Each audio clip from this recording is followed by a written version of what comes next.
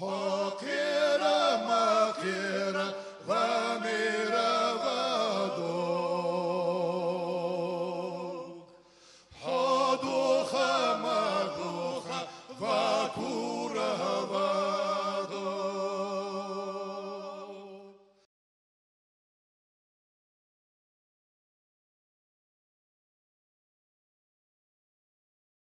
То, что произошло утром 27 марта, ранним утром, отмечу, на той площади, которая была занята протестным движением, согласована под митинг, нельзя считать, сваливать вину за это только на организаторов или на участников этого мероприятия. Во многом вина лежит и на чрезмерно ревностно исполняющих свои обязанности, наделенных приказом людей. Люди, одевшие военную форму, вставшие под погоны, это не значит, что они должны утрачивать человеческие чувства. Недвусмысленно давал понять один из чинов, правда он был в штатском, люди, находившиеся там, вызывая лидеров протестного движения на переговоры якобы, он им ставил ультимативные условия. В ранний час, заметьте, в ранний час, еще темно, он им ставит условия, 5 минут дает, 10 минут дает на то, чтобы немедленно разошлись. Вот представьте ситуацию. Старики бежать должны. Да. Там находились довольно-таки люди в возрасте, молодежь, которая оберегала этих стариков своим вниманием, уделяла им внимание свое. Большая часть отсутствовала, конечно. Люди должны отдыхать, это свойственно человеку. И на утро к светлому дню должны были привести. А вы знаете, что темные дела только темной ночью творятся, под покровом темноты. У них не было никаких замыслов устраивать какие-то беспорядки или что-то, или какие-то претензии выражать таким образом. Все лозунги были вывешены, они были налицо. Никаких антиправительственных или там призывов к свержению власти там не было. Были справедливые, обоснованные требования конституционного характера. Всего низшего народа. Да. И все эти лозунги и все эти призывы носили локальный характер, то есть территории Республики Ингушетия. Апеллированы эти адресованы были руководству федеральной власти. Так как мы являемся гражданами Российской Федерации, наши требования были адресованы именно к федеральной власти. Нас не устраивают те бесчинства, которые вытворяет местное чиновничество. Мы не готовы с этим смириться, мы не есть какая-то оголтелая масса, которой можно манипулировать или там управлять. Мы люди с гражданскими правами. Об этих правах мы заявляем и намерены заявлять дальше. Следующий момент. Давая эти установки, как регламентируя какой-то 5-минутный или там 10-минутный сбор и немедленно покинуть площадь, это было раздражающий характер насилия, вот такие требования. В той ситуации именно, в которой, заметьте, в той именно ситуации, в тот час, это носило провокационный характер. И именно, да, со стороны представителей, наделенных какими-то правоохранительными полномочиями. Я их понимаю, может быть, им поступил приказ свыше, но это не есть честно. Люди, если они под погонами, должны понимать, что такое понятие «честь имею». Они должны сохранять свою честь тем, чтобы оспаривать при случае необходимости, их главный надел и необходимость их защита общественных интересов, защита границы, а не прислуживание власти. Тут налицо прислуживание власти получается, причем не федеральной, и во вред федеральной власти прислуживает местной власти. Все это носит далеко такие идущие и не очень светлые последствия. Поэтому не было и телефонной связи, она благополучно была отключена, сбои были в интернет-связи.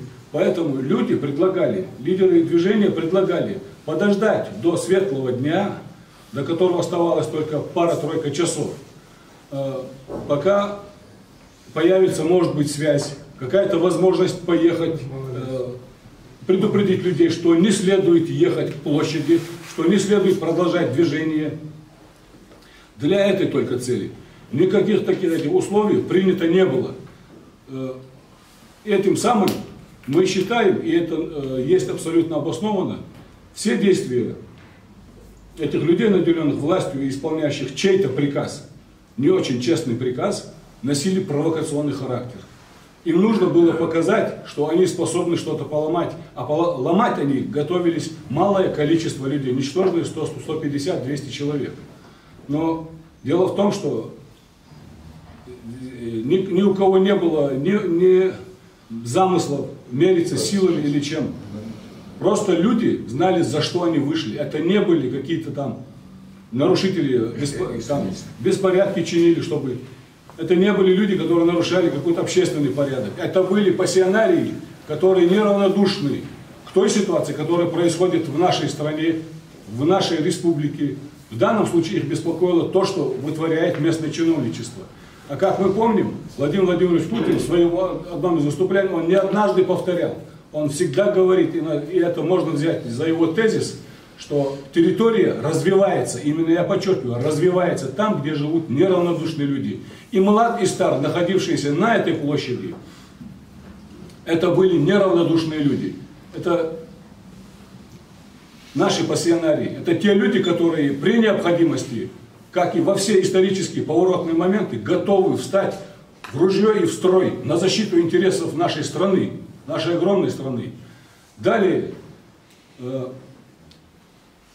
дважды произошла попытка спровоцировать это движение. Дважды эта попытка была локализована силами упорством этих молодых людей. Они яростно защищались, они яростно оберегали тех пожилых людей, которые находились среди них, пытаясь успокоить, вразумить тех, которые несли на себе какие-то щиты, какие-то каски, может быть, плохо слышали по этой причине, может быть, у них наушники, а в наушнике звучит приказ бить, наступать, ломать.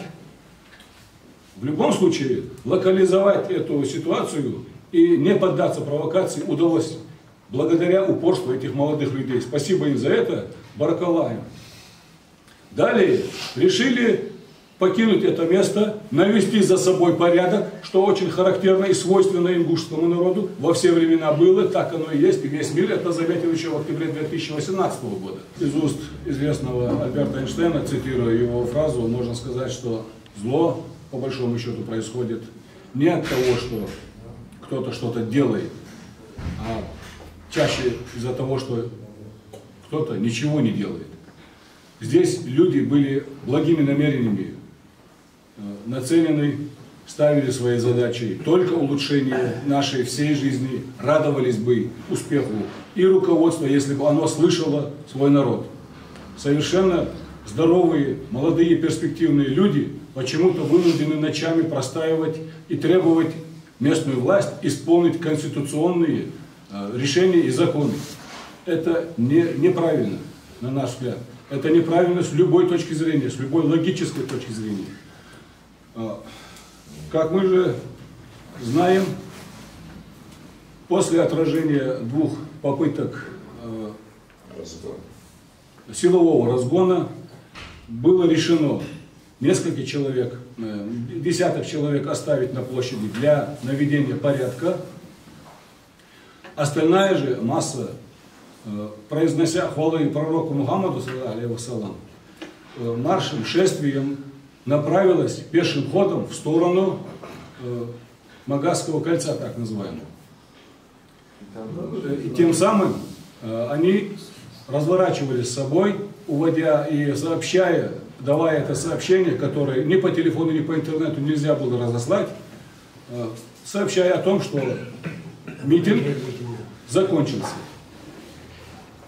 Таким образом, все это шествие должно было остановиться где-то к полуденному намазу в центральной мечети города Назрань и на этом закончить свою работу. Это на данном этапе завершить работу. До следующего уведомления и до следующих сообщений о том, что где состоится.